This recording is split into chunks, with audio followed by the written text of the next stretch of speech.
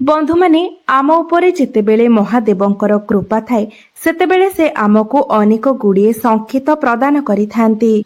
बंधु माने जेतेबेले आमे माने महादेवंकु पूजा करिथाउ भक्ति करिथाउ कोनोसी प्रकार मनस्कामना नेई तांकर किछि पूजा करिथाउ तेबे से मध्य आमर अनेक प्रकार रे परीक्षा नेई थांती। तेबे आमे महादेवंक उद्देश्य रे जेउ पूजा पाठ आराधना करूछे आमर पूजा पाठरे प्रभु भोलाशंकर प्रसन्न अछंती कि ना आमे से विषय किपरि जानिबा। तेबे बंधु माने ए विषय तो साक्षात महादेव आमको आसी जणाइबे नहीं तो से आमको किछि संकेत प्रदान करिथांती। ताहा स्वप्न माध्यम रे हेउ अबा अन्य जेकोसी माध्यम रे हेउ भगवान शिव शंकर आमको संकेत निश्चित भावरे प्रदान करिथांती। तेबे आजिर एही भिडियो रे आमे माने जानिबा आपनकु केउ सबु संकेत मिलिले आपण जानिबे जे आपनक उपरे भगवान भोलाशंकर प्रसन्न अछंती। आपनकु महादेवंकर कृपा प्राप्ति हेबाकु जाउछि आगकु आपनकर भाग्य बदलिबाकु जाउछि। तो बंधु माने आसंतु जानिबा सेही संकेत गुड़िक कौन। तेबे ता पूर्वरु आपण माने भिडियोटी को लाइक करी चैनल टी को सब्सक्राइब करि दियंतु एवं कमेंट बॉक्स रे भक्ति एवं श्रद्धार सहित ओम नमः शिवाय निश्चय लिखंतु। तो बंधु माने जदि आपणको पूजा रे आराधना रे भक्ति रे भगवान भोलाशंकर प्रसन्न हुअंती तेबे स्वप्न माध्यम रे से आपणको निश्चित भाबरे एही सबु संकेत गुड़िक प्रदान करिथांती। तेबे बंधु माने जदि आपण स्वप्न रे कोनोसी भी देवा देवी को देखंती तेबे आपण माने जानि नेबे जे आपणकर समस्या सबु दूर हेबाको जाउछि। आर्थिक समस्या हेउ पारिवारिक समस्या हेउ स्वास्थ्यगत समस्या हेउ किंबा अन्य जेकोसी समस्या हेउ सब प्रकारर समस्यार अंत हेबाको जाउछि। एहा व्यतीत जदि आपण स्वप्न रे भगवान भोलाशंकरଙ୍କ सह जड़ित कौनसी भी जिनिसर स्वप्न देखंती जेमिति कि वृषभ डंबरू त्रिशूल बेलपत्र चंद्र एमिति कौनसी भी वस्तु जहा महादेवंक सहित जड़ित अटे जदि सेही सबु वस्तु को आपण स्वप्न रे देखंती तेबे एहा आपणଙ୍କୁ संकेत देइथाय जे खूब शीघ्र आपणଙ୍କର भाग्योदय हेबाको जाउछि। जीवन रे चलीथिबा समस्त समस्यार अंत हेबाको जाउछि। बंधु माने जेतेबेले आम जीवनरु दुख सरी आमर भल समय आसीबाकु थाए सेतेबेले ईश्वर आमको किछि संकेत प्रदान करिथांती। सेही भली जेतेबेले आम जीवन रे किछि खराब समय आसीबाकु थाए तो ता पूर्वरु मध्य आमको ईश्वर किछि संकेत प्रदान करिथांती। बंधु माने जदि आपण स्वप्न रे शिवलिंग देखंती तो यह शुभ होइथाए मात्र जदि आपण विशेष करी सोमवार दिन स्वप्न रे शिवलिंग देखंती तो यह अत्यंत ही शुभ होइथाए। बंधु माने जदि आपण कला शिवलिंग बदल रे धला रंगर शिवलिंग स्वप्न रे देखुचंती तो यह आहुरी अधिक शुभ होइथाए। धला रंगटी होइथाए शांतिर प्रतीक। तेबे एही सबु जदि आपण स्वप्न रे देखंती तेबे आपणकर आर्थिक समस्या दूर हेबा सहित आर्थिक उन्नति हेबा सहित आपणकर आध्यात्मिक उन्नति मध्य होइथाए। तो आपण माने जदि महादेवंकर पूजा आराधना करूछंती एवं एही भली किछि स्वप्न देखुछंती तो आपण माने निश्चित होई जांतु जे आपणकर पूजा एवं आराधना रे भगवान भोलाशंकर प्रसन्न अछंती एवं आपण महादेवंकु जहा भी अर्पण करूछंती ताहाकु से स्वीकार करूछंती। तो बंधु माने सबुठारु गुरुत्वपूर्ण कथा हेउची जदि आपण पूजा करिबा समय जेतेबेले आपण भगवान शिवंको उद्देश्य रे कोनोसी पूजा पाठ करूछंती एवं एही स्वप्न देखुछंती तो आपण एहा भाबी खुशी होई जांतु नाही जे भगवान शिव शंकर मते दर्शन देले एबे मोर समस्त मनस्कामना पूर्ण होई जिवो एबे मोर आउ कोनोसी कार्य किंबा पूजा पाठ करिवार आवश्यकता नाही से भली भूल आपण केबे भी करिवे नाही।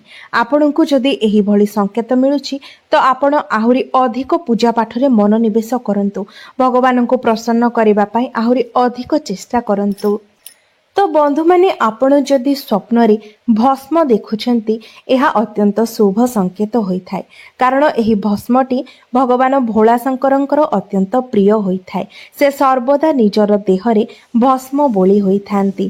तो आपण जदि स्वप्न रे भस्म देखंती तो एहार अर्थ आपणकर चतुर्दिगरु उन्नति हेबाको जाउछि। प्रत्येक क्षेत्र रे आपणको सफलता मिलिबाको जाउछि। बंधु माने जदि आपण स्वप्न रे नाग नागुणींकर जोड़ी देखंती किंबा कौनसी भी सोमवार दिन जदि आपण मंदिर को जाइछंती एवं एही समय रे कौनसी भी स्थान रे आपण नाग नागुणींकर जोड़ी देखुछंती नाग नागुणी खेलुथिबार देखुछंती तो एहाको देखिला परे आपण माने निश्चित होई जिवे जे एही दिन परठारु आपणकर शुभ समय आरंभ होईगला। आपण जेकोसी क्षेत्र रे भी थांतु ना कहीं प्रत्येक क्षेत्र रे आपण उन्नति हासिल करिवे सफलता हासिल करिवे विजय प्राप्ति करिवे।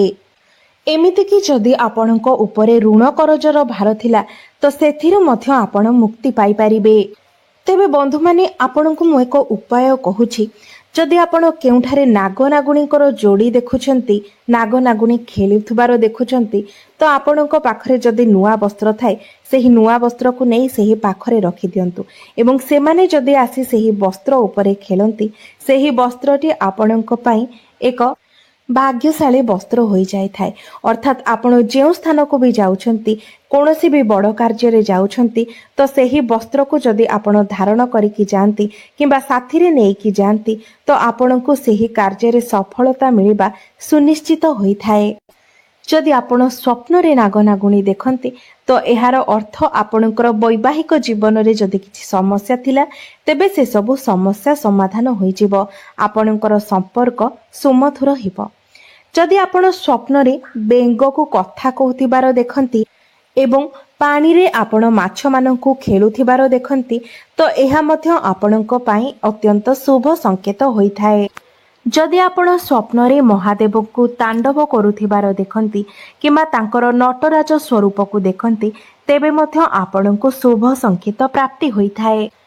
एहार अर्थ आपण माने जानिबे जे महादेव आपणकर समस्त दुख क्लेश कष्ट समस्या को नाश करि देइछंती एवं एहा परठारु आपण निज जीवन रे सुख एवं शांति भोग करबा को जाउछंती। जदि आपण निज स्वप्न रे भगवान श्री राम किंबा भगवान श्री रामंकर परम भक्त हनुमान को देखंती तो जानि नेबे आपणक जीवन रे एबेठारु शांति एवं सुखर आगमन हेबाको जाउछि।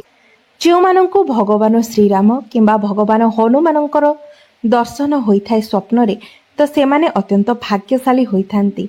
सेमानंक उपरे सर्वदा प्रभु श्री राम एवं भगवान श्री हनुमानंकर कृपा एवं आशीर्वाद रही थाए कारण भगवान श्रीराम मध्य हेउछंती शिव भक्त एवं हनुमान मध्य शिवंकर एक अवतार एवं से मध्य शिव भक्त अटंती। बंधु माने जदि आपण स्वप्न रे शिव मंदिर देखंती तो यह अत्यंत शुभ संकेत होइथाय। मात्र जदि आपण एपरी शिव मंदिर देखुछंती जो शिव मंदिर को आपण आगरु केबे जाई नाहंती तो एहार अर्थ आपणको महादेवंकर डाकरा आसीछि। आपण माने निश्चित सेही शिव मंदिर को जीवा पाई चेष्टा करंतु।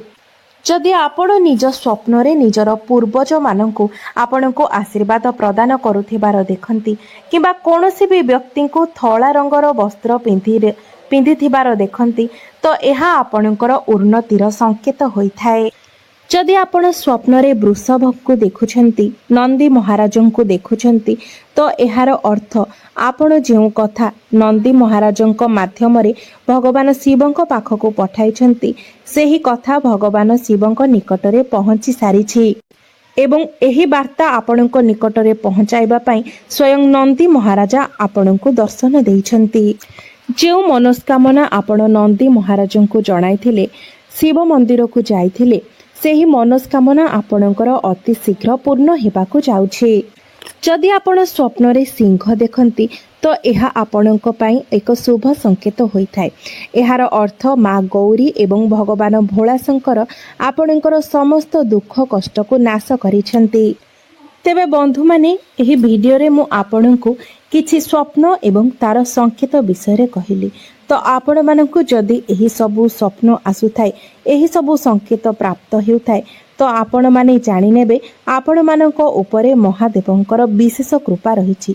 तो आपण माने जानती यह श्रावण मास चली एवं श्रावण मासटी विशेष करी भगवान भोला शंकर को अर्पित अटे एवं एही समय जदि आपण माने एही भली किछि स्वप्न देखुछंती आपण जदि सोमवार व्रत पालन करूछंती एवं एही भली किछि स्वप्न आपण को देखा जाउछि ତେବେ ଆପଣମାନେ ନିଶ୍ଚିତ ହୋଇଯାଆନ୍ତୁ ଯେ ଆପଣଙ୍କ ପୂଜାରେ ଭଗବାନ ଭୋଳା ଶଙ୍କର ବହୁତ ହିଁ ପ୍ରସନ୍ନ ଅଛନ୍ତି ଏବଂ ଆପଣଙ୍କର ମନସ୍କାମନା ଅତି ଶୀଘ୍ର ପୂରଣ ହେବା ପାଇଁ ଯାଉଛି।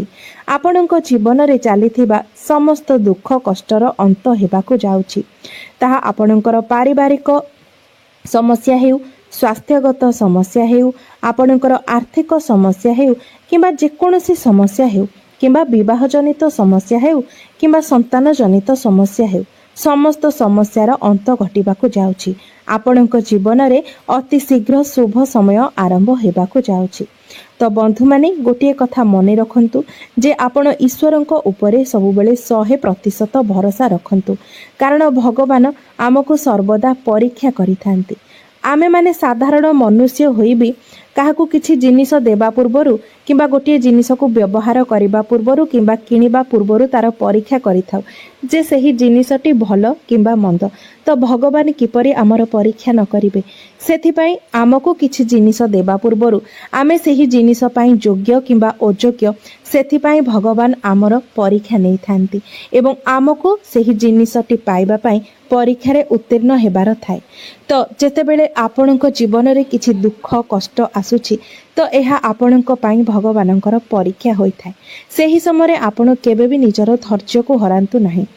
ଆପଣ ସେ ସମୟରେ ମଧ୍ୟ ଈଶ୍ୱରଙ୍କ ଉପରେ ଭରସା ରଖନ୍ତୁ, କାରଣ ସେ କଦାପି ବି ଆପଣଙ୍କର କୌଣସି କ୍ଷତି ହେବାକୁ ଦେବେ ନାହିଁ।